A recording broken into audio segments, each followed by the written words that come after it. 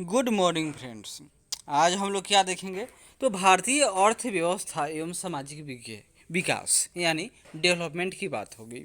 यह क्यों महत्वपूर्ण है? क्योंकि भारतीय अर्थव्यवस्था और इसके जो इतिहास है यानी कि जो इसका स्टैटिक पोर्शन है, जो आज भी वही है और 50 साल बाद भी वही रहेगा।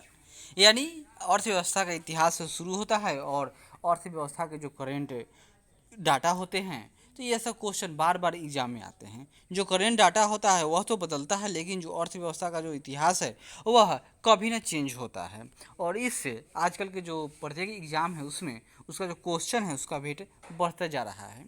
यह आपके किसी भी एग्ज़ाम के लिए, स्टेट पीसीएस हो या यूपीएससी हो या कोई भी एग्ज़ाम हो, उन सब के लिए बराबर महत्व रखता है। तो हम लोगों का जो टारगेट है कि इस बार 66वीं बीपीएससी क्लियर करना है, या बिहार एसआई का जो एग्ज़ाम होने वाला है उसका मेन होगा या प्री होगा, उस सब के लिए यह महत्वपूर्ण है।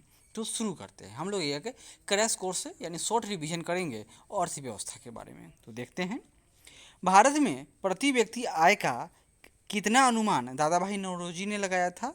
तो भारत में दादा भाई नौरोजी के द्वारा आय का सबसे पहली बार अनुमान लगाया गया था। तो वह कितना था? 20 रुपया प्रति वर्ष। और बात कब की है? तो 1867 से 68 के मध्य की बात है। आगे बढ़ते हैं।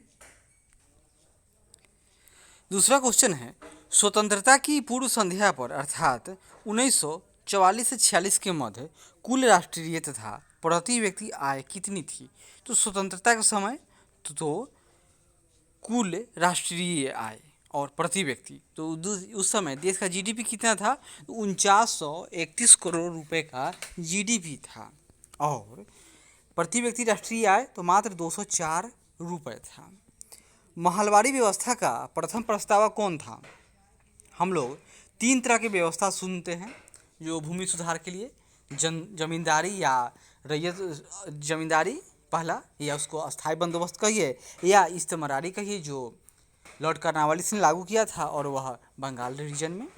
दूसरा था यह महलवारी और एक था रैयत। महलवारी में पूरे गांव को ही इससे एक फिक्स कर दिया जाता था कि भाई इस गांव का जो प्रधान है वह गांव के लोगों से ही पैसा वसूलेगा और अंग्रेजों को अदा करेगा। और तीसरा था रैयतवाड़ी। रैयतवाड़ी में था कि अब किसानों से ही डायरेक्ट समझौता कर लिया गया था। तो बात हो रही है महलवाड़ी। तो महलवाड़ी का प्रथम प्रस्तावक हॉल्ट मैकेंजी था। यह बात 1822 की है।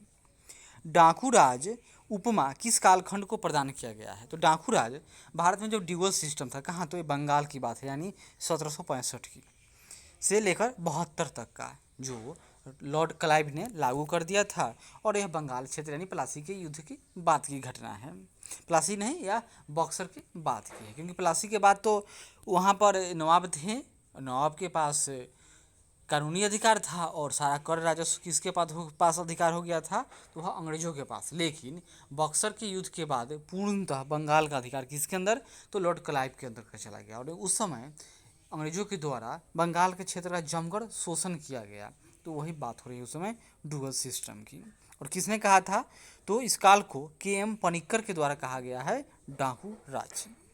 औपनिवेशिक अर्थव्यवस्था से आप क्या समझते हैं? इसका मतलब क्या होगा? उपनिवेश यानी कोई एक दूसरा देश है जो किसी दूसरे देश को गुलाम बना लिया है, उसके इकोनॉमिक पर उसका नियंत्रण हो गया है और वह अपने हिसाब से इस्तेमाल करता है। जैसे प्लासी के युद्ध के बाद से लेकर 1947 तक भारत का कर्ता धर्ता कौन था? तो वह अपने फायदे के लिए कौन? तो इंग्लैंड करता था। यानी भारत इंग्लैंड अर्थात ब्रिटेन का उपनिवेश बन गया था। यानी किसी देश की अर्थव्यवस्था का दूसरे देश द्वारा शासित होना। अंग्रेजों ने किस प्रकार की आर्थिक व्यवस्था भारत में अधिरोपित किया था? उसका नाम था अर्ध सामंतवादी व्यवस्था यानी सेमी फ्यूडरल इकोनॉमी। इसमें सरकार व सामंत दोनों को ही अधिकार थे। यानी ऐसा नहीं है कि जो सामंत यानी कि जमींदार थे इन्हीं को संपूर्ण अधिकार था, न था।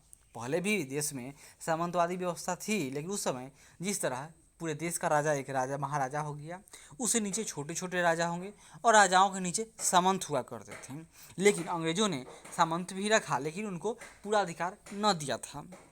हमारी प्रणाली को एक ऐसे स्पंज के रूप में काम करती है। हमारी प्रणाली, बात हो रही है उपनिवेशिक काल की, एक यह स्पंज है कि जो गंगा के किनारे के से प्रत्येक अच्छी वस्तु ले लेती है, सोख लेती है और फिर टेम्स के किनारे पर जाकर निचोड़ देते। यानी भारत से ये जो इनकम होता था उसको अंग्रेज लोग यहाँ से ले जाते थे। तो भारत में क्या है, भारत प्रसिद्ध तो गंगा नदी के लिए, और इंग्लैंड क्यों प्रसिद्ध है, तो टेम्स के लिए। तो वह टेम्स के माने यहाँ का जो इनकम है वह टेम्स यानी इंग्लैंड के लोगों को लाभ पहुँचा रहा है। तो यह वक्तव्य किसने दिया था, इनका नाम है जॉन सुलविन। उत्तरी भारत में भूमि कर व्यवस्था का प्रवर्तक किसे माना गया है, तो उत्तरी भारत में भूमि कर व्यवस्था का प्रवर्तक मार्टिन बर्ड को माना गया है। क्या नाम है इनका, मार्टिन बर्ड। महलवारी भूधारण प्रणाली सर्वप्रथम कहाँ और किसके द्वारा लागू किया गया था, तो महलवारी यह 1833 में लॉर्ड विलियम बेंटिक द्वारा आगरा एवं अवध में लागू किया गया था। क्या नाम है, महलवारी व्यवस्था। बंगाल का सर्वाधिक भीषण एवं संहारक अकाल कब हुआ था, तो यह द्वितीय विश्व युद्ध समय की बात है, यानी 1942 से 45 के मध्य, यानी 1943 में आया था। कहा जाता है कि इसमें लगभग 20 लाख से अधिक लोग बंगाल में ही केवल मारे गए थे। गतिहीन विकास से क्या तात्पर्य है, वह अर्थव्यवस्था जिसमें वास्तविक राष्ट्रीय व प्रति व्यक्ति आय प्रायः स्थिर रखती है। तो क्या है, वह गतिहीन है, उसका चक्का यानी उसका पहिया थम गया है। ब्रिटेन की औद्योगिक तथा वाणिज्यिक नीतियाँ औपनिवेशिक भारत में किस प्रकार की थी, तो यह पूरक अर्थव्यवस्था यानी कॉम्प्लीमेंट्री इकोनॉमिक थी, अर्थात भारत इंग्लैंड की पूरक अवस्था हो अर्थव्यवस्था का स्थान ले ले। मतलब क्या था कि भारत यहाँ ब्रिटेन की औद्योगिक तथा वाणिज्यिक नीतियाँ औपनिवेशिक भारत में किस प्रकार की थी, वह पूरक था। मतलब भारत का जो अर्थव्यवस्था है वह इंग्लैंड के लिए कहेंगे उसको कि फीड सप्लीमेंट की तरह काम करता था, यानी वहाँ पर कोई चीज़ कमी है तो भारत से ले लो। औपनिवेशिक शासन के दौरान राष्ट्रीय आय का आकलन करने वाला प्रथम भारतीय तो वही दादा भाई नौरोजी। इन्होंने अपनी पुस्तक poverty and on British rule in India में अपना धन के निकास सिद्धांत यानी ड्रेन थ्योरी को प्रतिपादित किया था। औपनिवेशिक शासन के दौरान भारतीयों द्वारा किए गए राष्ट्रीय आय तथा प्रति व्यक्ति आय के आकलनों में सर्वाधिक महत्वपूर्ण किसे माना गया है, यह नाम है इनका डॉक्टर VKRB राव का आकलन। क्या नाम है इनका, VKRB राव का आकलन। जबकि दादा भाई नौरोजी का महत्वपूर्ण क्यों है, क्योंकि वह पहली बार किया गया था। इंडिया डिवाइडेड किसकी सुप्रसिद्ध कृति है, तो यह doctor Rajendra Prasad. The land system of British India किस विद्वान की उपयोगी कृति है, इनका नाम है BH बेडेन पावेल। दादा भाई नौरोजी ने धन निष्कासन को कौन सी संज्ञा प्रदान की थी, उसको कहा गया है ऑनिस्टो का ऑनिस्ट, अर्थात एविल्स ऑफ ऑल एविल्स। यानी भारत में जो भी उस समय जो भारत की स्थिति थी वो बुरी बद से बदतर हो रही थी, यानी जितना खराब सोच सकते हैं उसमें भी महा खराब। विश्व में सर्वाधिक औद्योगिक क्रांति यानी सबसे पहले सर्वप्रथम कहाँ हुई थी, तो इंग्लैंड में। भारत में आधुनिक उद्योग का आरंभ किसके द्वारा और कौन सी मिल स्थापना के साथ माना जाता है, तो यह 1854 में CN डेवर द्वारा मुंबई में सूती मिल की स्थापना के साथ माना जाता है। डेवर कहीं कहीं डाबर भी मिल जाएगा, और अमिताभ बच्चन के फिल्म में यह डाबर बहुत ही खतरनाक खलनायक हुआ करता था। भारत में सर्वप्रथम उद्योगों की स्थापना, तो देखिए यहाँ पर उद्योग स्थापना का वर्ष है और स्थान। सबसे पहली बार सूती वस्त्र कहाँ, तो 1818 में कलकत्ता के कहाँ, तो फोर्ट ग्लोस्टर में स्थापित हुआ था, लेकिन यह सफल न हो सका। कागज उद्योग 1832 में, और कहाँ, तो श्री रामपुर पश्चिम बंगाल में। चीनी उद्योग 1840 बेतिया यानी बिहार में। सीमेंट उद्योग 1904 में कहाँ, तो चेन्नई में प्रथम बार स्थापित हुआ था। जूट उद्योग 1859 रिसरा यानी पश्चिम बंगाल में, और सपर स्टार है तो नीचे देखेंगे कुछ इसका मतलब होगा। लोहा इस्पात 1870 कहाँ, तो कुल्टी पश्चिम बंगाल में। ऊनी वस्त्र 1876 कानपुर में। कृत्रिम रेशा अर्थात रेयॉन 1920 में त्रावणकोर केरल की बात हो रही है। और एल्युमिनियम 1937 में JK नगर में पहली बार स्थापित किया गया था। भारत में पहली बार रेलवे का आरंभ कब, कहाँ और किसके द्वारा किया गया, तो यह 16 अप्रैल 1853 में बम्बई के थाने के बीच। उस समय यहाँ के गवर्नर जनरल कौन थे, उनका नाम था लॉर्ड डलहौजी। सार्वजनिक निर्माण विभाग यानी PWD की स्थापना कब की गई थी, यह इसका भी संबंध 1854 से है। और कौन स्थापित किया था, तो लॉर्ड डलहौजी ने। भारत में डाक एवं तार विभाग की स्थापना किसके काल की देन है, तो यह भी लॉर्ड डलहौजी की ही देन है। जनांकीय संक्रमण के प्रथम से द्वितीय सोपान की ओर संक्रमण का विभाजक वर्ष कौन सा माना जाता है, तो यह 1921। इसका मतलब क्या समझे, इस समय भारत का जो जनसंख्या वृद्धि ग्रोथ था वह निगेटिव, यानी पहली बार हुआ था भारत में कि जनसंख्या का ग्रोथ घट गया था। भारत में आधारित, यहाँ कहाँ गया, भारत में आधारिक संरचना विकास की नीतियों से अंग्रेज अपने कौन से उद्देश्य पूरा करते थे, तो वे औपनिवेशिक हितों का संरक्षण एवं संवर्धन करते थे। यानी भारत में क्या था, तो यहाँ के उद्योग धंधे को वह उस हिसाब से विकसित करते थे ताकि इंग्लैंड अर्थात सिर्फ और सिर्फ अंग्रेजों को ही लाभ हो, और भारत क्या हो, तो उनके लिए बाजार बनकर और प्राथमिक उत्पादक बनकर ही रहे। यानी कि कच्चे माल का उत्पादक हो और जो बने बनाए गुड्स हो उसका यहाँ के लोग भी खरीदार बन जाए। उत्पादन वृद्धि, पराविधिक तथा संस्थागत 5 परिवर्तन किसके द्योतक हैं या घोतक कहेंगे इसको, तो आर्थिक विकास के द्योतक हैं।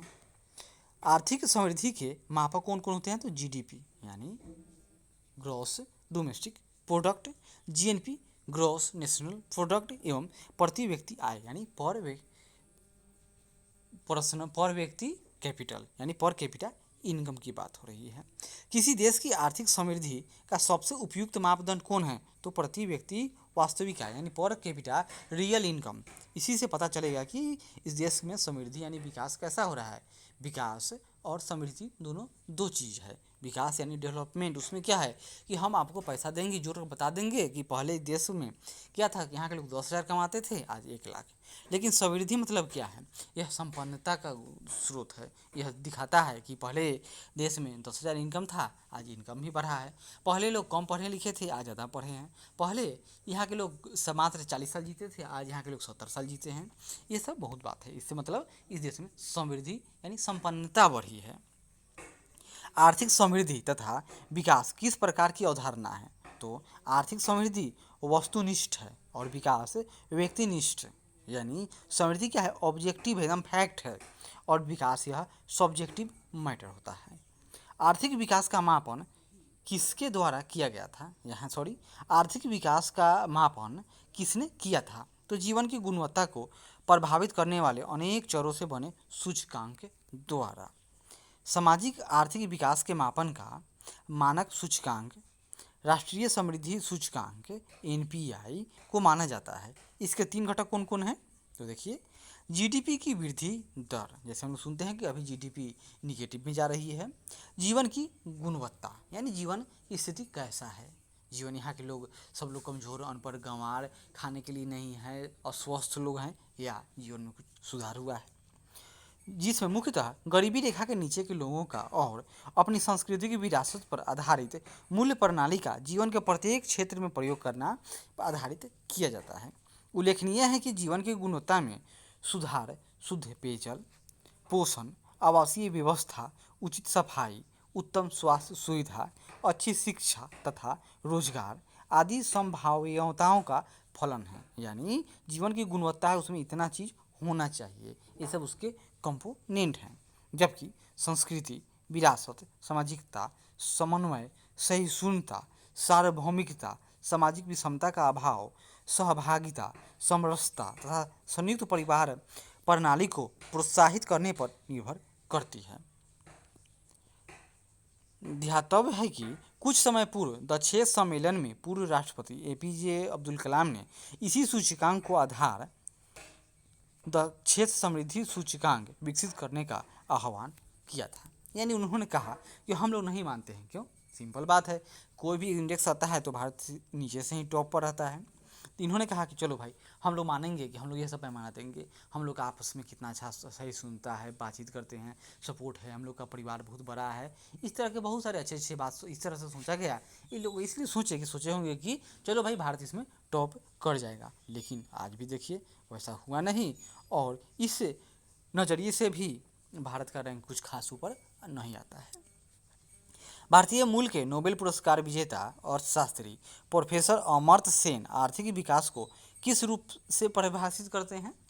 तो अधिकारिता तथा क्षमता, यानी अधिकारिता मतलब कि जनता का हक और उसकी कैपेसिटी के विस्तार के रूप में। प्रोफेसर सेन के दृष्टि में अधिकारिता और क्षमता का क्या तात्पर्य है? तो जीवन पोषण, आत्मसम्मान और स्वतंत्रता, यानी व्यक्ति काम कैसे करेगा तो उसकी जितनी क्षमता है उस हिसाब से करेगा भाई, लेकिन उसको चाहिए कितना, जितना उसको आवश्यकता है। यानी कि यह कुछ कहा जाए तो यह समाजवादी सोच है उनका। जीवन की भौतिक गुणवत्ता सूचकांक का अधिकतम तथा न्यूनतम मूल्य कितना होता है? तो यह अधिकतम 100 और न्यूनतम 1 होगा। भारत में नियोजन की आवश्यकता के संदर्भ में एक पुस्तक planned economic for India, Bharat के लिए एक नियोजित अर्थव्यवस्था, सन 1934 में प्रकाशित हुई थी।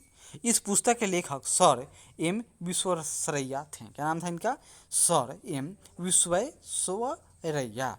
भारत में नियोजन की आवश्यकता व संभावनाओं पर विचार करने के लिए भारतीय राष्ट्रीय कांग्रेस के हरिपुरा अधिवेशन 1938 में सर्वप्रथम एक राष्ट्रीय नियोजन समिति का गठन किया गया था। पंडित जवाहरलाल नेहरू इस समिति के अध्यक्ष थे। और हरिपुरा अधिवेशन में कांग्रेस के अध्यक्ष कौन थे? तो उनका नाम था सुभाष चंद्र बोस। मुंबई के 8 प्रमुख उद्योगपतियों द्वारा 1944 में अर्देशीर दलाल की देखरेख में, क्या नाम है? अर्देशीर दलाल, याद कीजिएगा, देखरेख में एक योजना प्रस्तुत की गई जो बॉम्बे प्लान कहलाती है। इसके पूर्व 1943 में ही श्रीमान नारायण द्वारा गांधीवादी योजना 1945 यानी 1944 में क्या आया? अर्देशीर दलाल की देखरेख में बॉम्बे प्लान, यह उद्योगपतियों ने बनाया, तो यह कहा जा सकता है कि यह पूंजीवादी रहा होगा। दूसरा 1943 में श्रीमान नारायण द्वारा गांधीवादी योजना, यानी यह गांधी जी के आश्रम में, तो यह गांधीवादी टाइप का रहा होगा, यानी इसमें ट्रस्टीशिप का सिद्धांत होगा। और 1945 में श्रमिक नेता एम.एन. राय द्वारा जन योजना यानी पीपुल्स प्लान तथा 1950 में जयप्रकाश नारायण द्वारा सर्वोदय योजना प्रस्तुत की गई थी। प्रथम से 10वीं तक पंचवर्षीय योजनाओं के मार्गदर्शी सिद्धांत क्या थे? तो रोजगार, आत्मनिर्भरता और सामाजिक न्याय, यह प्रथम से 10वीं पंचवर्षीय योजनाओं के मार्गदर्शी सिद्धांत थे। 3 कौन कौन? रोजगार देना है, आत्मनिर्भर बनाना है और सामाजिक न्याय। भारतीय अर्थव्यवस्था के विकास प्रक्रिया के पहले 30 वर्ष अर्थात 50 से 51 और 80-81 के दौरान भारतीय अर्थव्यवस्था के शुद्ध राष्ट्रीय उत्पाद की औसत वार्षिक वृद्धि दर एवं प्रति व्यक्ति वृद्धि दर कितनी थी? तो इसी को क्या कहा गया है? हिंदू ग्रोथ। मतलब उस समय जो औसत वार्षिक वृद्धि दर 3.2% और प्रति व्यक्ति वृद्धि दर 1.2% थे, जिसको कहा गया कि यहाँ के लोग विकास नहीं चाहते हैं, यहाँ के लोग बहुत ही संतोषी हैं, यहाँ के लोग बहुत धीरे धीरे काम कर रहे हैं। देखिए भाग्यवादी हैं, अभी तक मेहनत करते तो कितना विकास कर गए रहते। भारतीय अर्थव्यवस्था किस अवधि में हिंदू वृद्धि दर के अवरोध को पार कर गई थी? तो यह 1980 से 81 से 1996-97 के बीच, यानी कि जब एलपीजी रिफॉर्म आया तो देश का विकास तेज़ी से होने लगा। यानी कि कहा जाता है कि यह एक बबल क्रिएट हुआ, जो बबल अब देख ही रहे फूट चुका है। जबकि राष्ट्रीय औसत वार्षिक वृद्धि दर 5.5% तथा प्रति व्यक्ति वृद्धि दर 3.3% इस समय थी। और उससे पहले क्या था? तो बहुत कम देख ही चुके हैं। कि नीति आयोग, इसके बारे में थोड़ा जान लेते हैं। नीति आयोग यानी National Institute for Transforming India, Pandit Jawaharlal Nehru के युग में शुरू की गई यह योजना, क्या नाम था उसका? तो इसका नाम था पहले योजना आयोग का प्रतिस्थापन है, यानी नरेंद्र मोदी आए और पहली घोषणा यही था कि योजना आयोग को बंद कर देंगे। नेहरू काल में शुरू किए गए योजना आयोग ने भारत के पंचवर्षीय विकास की योजना को कई सालों तक लागू किया। भारत में लगभग 30 साल के बाद पूर्ण बहुमत के साथ सत्ता में आई भाजपा सरकार ने वर्षों पुरानी योजना आयोग का नाम बदलकर नीति आयोग रख दिया। साथ में इसी आयोग की कार्यप्रणाली में भी एक बड़े स्तर का बदलाव किया गया है। इस नई संस्था को अब क्या कहा गया? यह थिंक टैंक है, यानी इसे वित्तीय अधिकार छीन लिए गए। जबकि योजना आयोग के पास उसके वित्तीय अधिकार भी थे, वह आवंटित भी कर देती थी योजनाओं का। इस आयोग का प्राथमिक कार्य सामाजिक व आर्थिक मुद्दों पर सरकार को सलाह देने का है, ताकि सरकार ऐसी योजनाओं का निर्माण करे जो लोगों के हितों में हो। नीति आयोग किस प्रकार योजना आयोग से भिन्न है? नीति आयोग ने लोगों के विकास के लिए नीति बनाने के लिए विकेंद्रीकरण यानी सहकारी संघवाद को इसमें शामिल किया गया है। क्या कहा जाता है कि कॉम्पिटिटिव कहा गया है कि नीति आयोग और योजना आयोग में अंतर क्या है। योजना आयोग था कि ऊपर बैठे हुए हैं कुछ लोग और ये लोग योजना बना देंगे यानी टॉप टू बॉटम अप्रोच, और नीति आयोग क्या है, यह बॉटम टू टॉप अप्रोच है, यानी कि इसमें ऊपर नीचे से जनता की राय मांगी जाएगी और उस हिसाब से योजनाएं बनाए जाएंगे। जबकि योजना आयोग में क्या था कि वह ऑफिस में बैठे हुए लोग ही योजना बना देते थे। और इसमें कॉम्पिटेटिव फेडरलिज्म का भी बढ़ावा, यानी कि केंद्र और राज्य सरकारें दोनों एक आपस में प्रतियोगिता करेंगे, किसके लिए, तो विकास के लिए। यह भी फेडरलिज्म का एक उदाहरण होगा। इसके आधार पर केंद्र के साथ राज्य भी योजनाओं को बनाने में अपनी राय रख सकेंगे। इसके अंतर्गत योजना निचले स्तर पर स्थित इकाइयों, गांव, जिले, राज्य तथा केंद्र के साथ आपसी बातचीत के बाद तैयार की जाएगी। इसका उद्देश्य जमीनी हकीकत के आधार पर योजना बनाना होगा। नए नीति आयोग कौन किस पद पर, हम लोग नीति आयोग के बारे में थोड़ा जान लेते हैं। तो नीति आयोग के अध्यक्ष कौन है अभी, तो नरेंद्र मोदी। गवर्निंग काउंसिल में मुख्यमंत्री यानी राज्यों के और लेफ्टिनेंट गवर्नर होंगे यूटीओ के। क्षेत्रीय परिषद यानी जरूरत के आधार पर गठित किया जाएगा। इसमें मुख्यमंत्री एवं क्षेत्र के लेफ्टिनेंट गवर्नर को शामिल किया जाएगा। सदस्य पूर्णकालिक आधार पर, अंशकालिक सदस्य अधिकतम 2, रोटेशनल प्रणाली प्रासंगिक संस्थानों से भी होगा, यानी जो नेशनल इम्पोर्टेंस के जो संस्थान है उससे भी बड़े बड़े अच्छे अच्छे लोगों को इसमें रखा जाएगा। पदेन सदस्य मंत्रियों की परिषद से अधिकतम 4 और प्रधानमंत्री द्वारा नामित। सीईओ तो निश्चित अवधि के लिए प्रधानमंत्री द्वारा नियुक्त, जैसे कि अभी सीईओ कौन है, तो अमिताभ कांत हैं। आगे देखते हैं।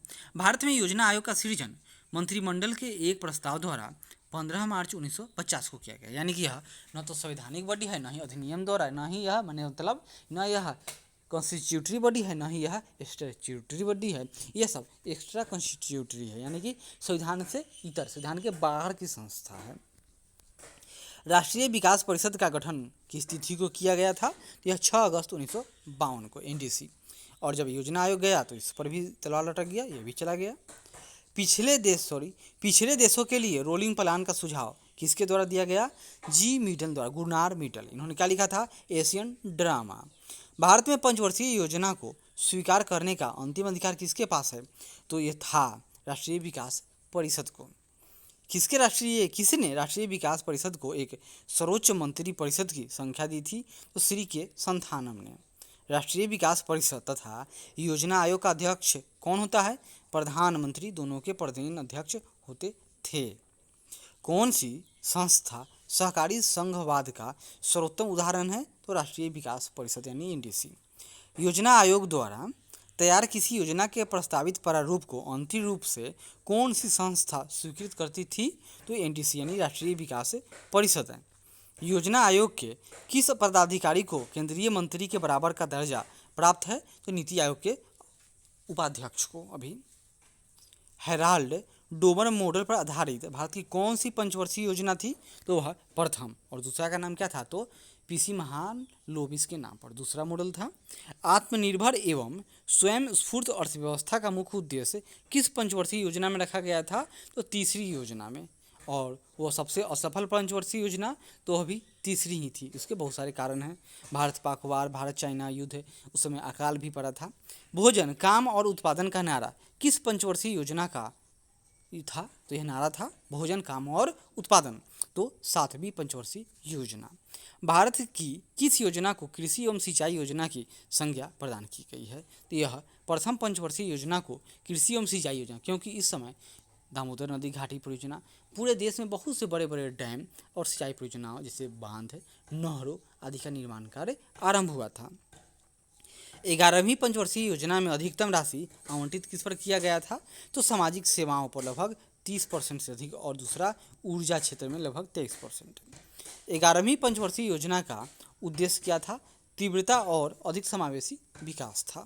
3 वर्षीय योजना अवकाश किन पंचवर्षीय योजनाओं के मध्य आयोजित किया गया, वह तीसरी के बाद, क्योंकि उस समय तो पैसा था ही नहीं, तो क्या किया जाए, तो उस समय क्या है था, हॉलीडेज प्लान 66-67 68 यानी 66 से 67, 67 से 68, 68 से 69, 3 साल। फिर चौथी पंचवर्षीय योजनाओं के मध्य यानी जब जनता पार्टी की सरकार आई थी तो 77 के बाद 77, 78, 79, 80 ये 2 बार रहा था। और फिर 91 और 92 में भी था कुछ दिन के लिए। किस पंचवर्षीय योजना में कुल परिव्यय का सर्वाधिक भाग कृषि पर व्यय किया गया? तो प्रथम पंचवर्षीय योजना में 31% लगभग, यानी किस पर? तो कुल परिव्यय का सर्वाधिक भाग कृषि पर, तो प्रथम पंचवर्षीय योजना। किस पंचवर्षीय योजना में कुल परिव्यय का ऊर्जा विकास पर सर्वाधिक व्यय किया गया? तो 7वीं योजना पर, 7वीं पंचवर्षीय योजना में ऊर्जा पर सबसे अधिक 28%। सामाजिक सेवाओं पर सर्वाधिक व्यय किस पंचवर्षीय योजना में? तो 11वीं एवं 10वीं पंचवर्षीय योजना में। 11वीं में क्या था? 35.5% और 10वीं में 28% से अधिक। किसमें? तो सामाजिक सेवाओं पर। लक्ष्य से कम वृद्धि दर, तो देखिए दूसरी पंचवर्षीय योजना में प्राप्ति दर क्या था? 4.21% और लक्ष्य 4.5%। तो इसमें सफल लगभग कहा जाएगा कि सफल था। लेकिन तीसरी पंचवर्षीय देखिए आशा था 5.6% और प्राप्त किए 2.4%, यानी सबसे असफल पंचवर्षीय योजना इसको माना जाता है। और अब तक कोई ऐसा पंचवर्षीय योजना है जिसमें आशा किया गया हो अधिक और कम और पाया गया हो अधिक? तो ऐसा तो खोजने से कोई नहीं आपको मिलेगा, कोई नहीं मिला। 12वीं पंचवर्षीय योजना, तो इसके बाद इसको स्क्रैपिंग कर दिया गया। 11वीं में क्या था? तो विकास दर लगभग 8.2% और लक्ष्य रखा गया था 7.9%। लेकिन 10वीं का लगभग पास था, यानी कि लक्ष्य था 7.9% और प्राप्ति 7.74% थी। लक्ष्य से अधिक वृद्धि दर प्राप्त करने वाले पंचवर्षीय योजना यानी सफल पंचवर्षीय योजना, तो 8वीं पंचवर्षीय योजना। इसमें लक्ष्य था 5.6%, प्राप्ति दर 6.6%, यानी आवश्यकता से अधिक। और सबसे सफल तो प्रथम पंचवर्षीय योजना, लक्ष्य 2.1% और प्राप्ति 3.6%। लेकिन पूछा जाए कि इनमें से कौन कौन सा जो पंचवर्षीय योजना था जिसमें लक्ष्य से अधिक प्राप्ति किया गया, याद कर लीजिएगा 8वीं, 7वीं, 6ठी, 5वीं, प्रथम, यानी प्रथम, 5वीं, 6ठी, 7वीं, 8वीं, 5वीं, 6ठी, 7वीं, 8वीं और प्रथम। उसके बाद में बाकी जितने भी थे सब में लक्ष्य से कम ही प्राप्ति की गई थी।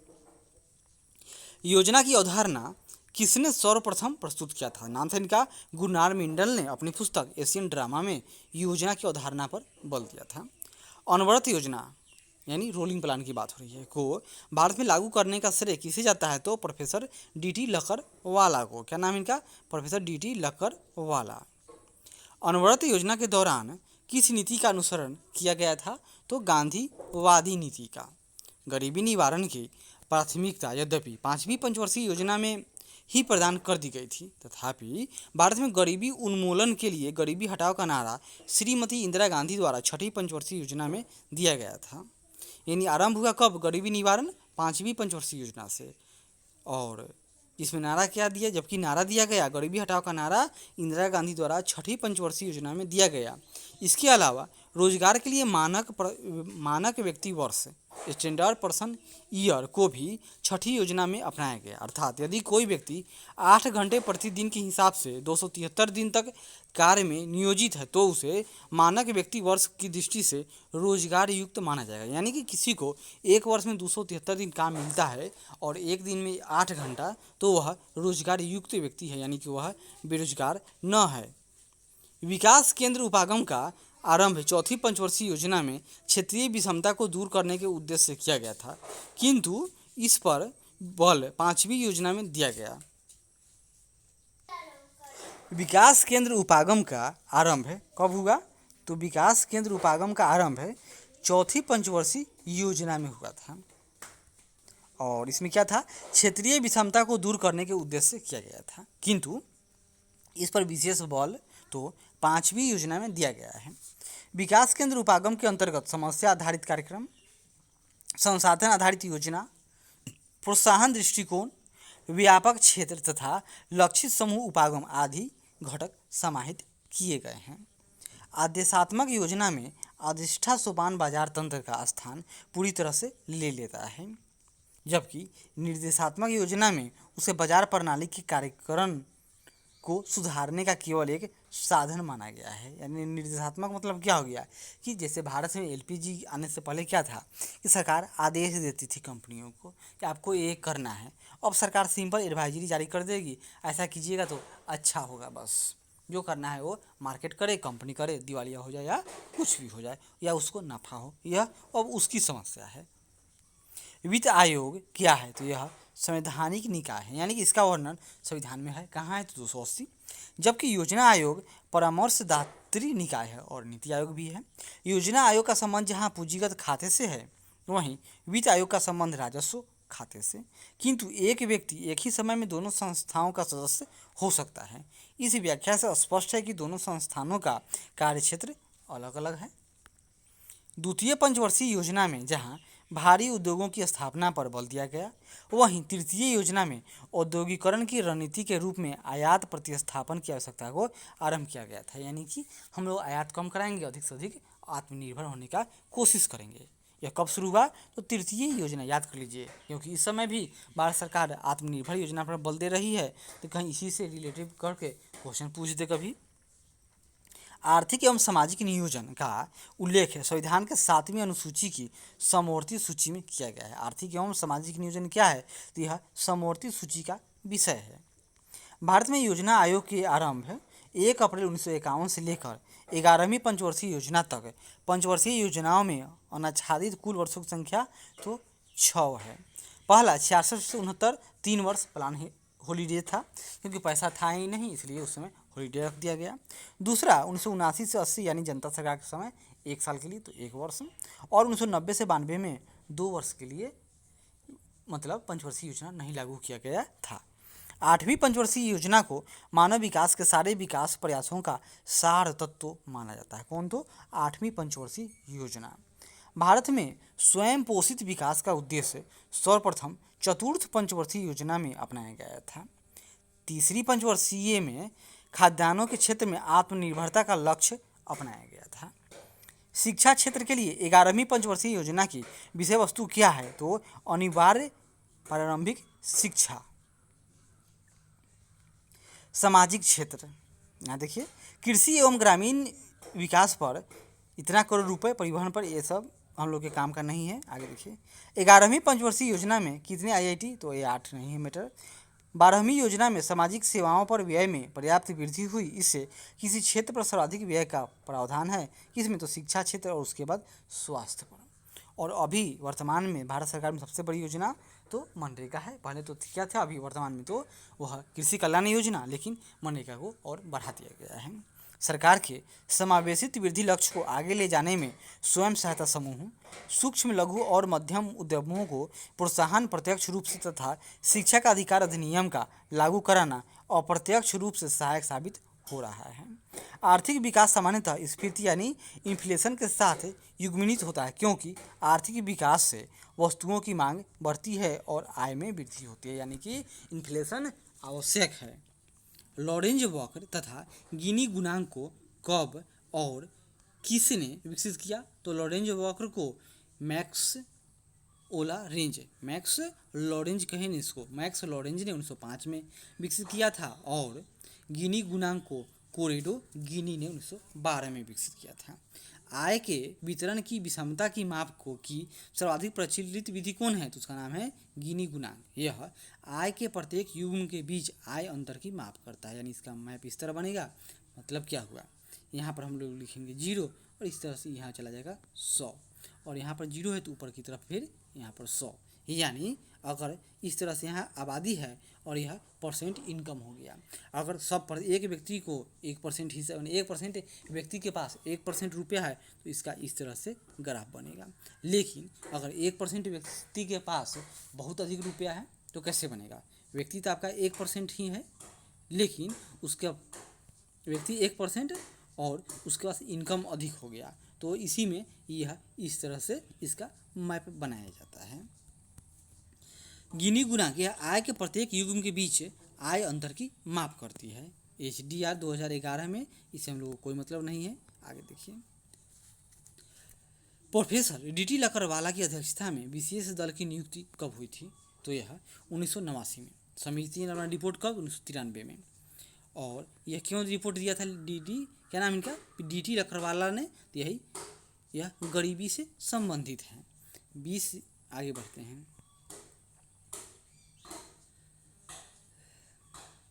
गरीबी के आकलन के लिए गठित अर्जुन सेन गुप्त, याद कीजिए, गरीबी के लिए आकलन के लिए गठित एक और कमेटी, क्या नाम है उसका, अर्जुन सेन कमेटी ने भारत में कितने प्रतिशत लोगों को गरीब बताया था, तो 77%। अब गरीबी की माप की कुछ अवधारणाएं हैं। पहला, पॉवर्टी लाइन, यानी इसमें क्या है, एक कट ऑफ फिक्स कर दिया गया है नंबर कि अगर आपके पास इतना आ गया तो आप इससे ऊपर वाले पास हो जाओगे, और जो इससे कम है वह फेल है।